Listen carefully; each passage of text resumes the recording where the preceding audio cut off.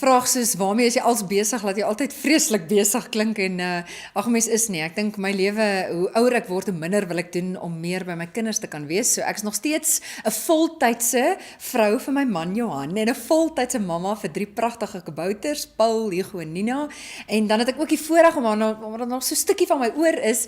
by Groot FM, 'n nuwe radiostasie in Pretoria, is ek handelsmerkbestuurder, en dan het ek ook die voorreg om elke week in jou woonkamer te kuier as die aanbieder van Geloof, Hoop en Liefde, en die Here maak vir my deure oop op daai platform, dat ek per geleentheid bietjie geestelike motivering kan kom doen, en mense net weer moed inpraat en bemoedig op die pad as gelowige.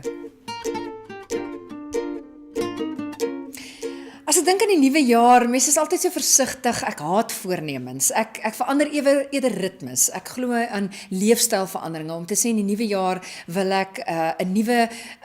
gewoonte kweek, of 'n nuwe ritme kweek, ek sal geniet om selfs rustiger te wees. Ek was voor in my lewe geweldig gedrewe, ambisieus, en is goed en is lekker vir 'n seisoen, maar ek wil graag die vrede van God met my ervaar, want hy is met ons. So ek hoop hierdie jaar sal ek selfs meer van dit beleef, en dit is om nooit te compromise op jou kosbare eenkantheid by Jesus se voete nie. En baie keer as ons so geweldig besig is, dan is dit die eerste plek waar ons steel. Ek sal hierdie jaar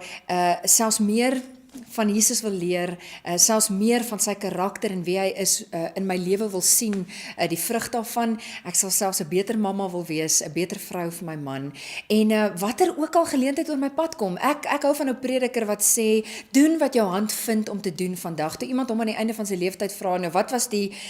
is die konklusie waartoe jy gekom het, toe jy so soek na die sin van die lewe, het hy gesê, dien God, doen wat gedoen moet word en geniet die lewe. En ek dink ek gaan dit net aanhou doen in 2014, om God te dien, om te doen wat my hand vind om te doen, om dit met uitnemendheid te doen, sodat God kan goed lyk, en ek gaan probeer in dit alles, die lewe kan so ernstig en so swaar wees, om dit te geniet, want ek dink Jesus het duur betaal, sodat ons die lewe in oorvloed kan geniet.